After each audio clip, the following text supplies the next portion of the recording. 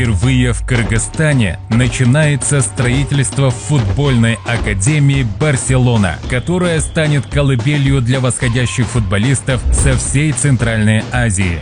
Над разработкой проекта работали архитекторы, конструкторы и инженеры проектной компании «Акбашат».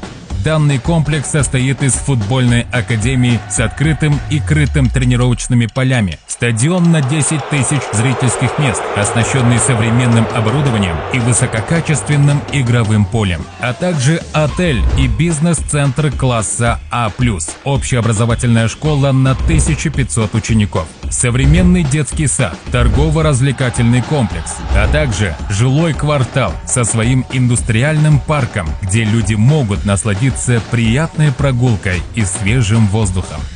Проектный институт Акбашат и Академия Барселоны в Кыргызстане.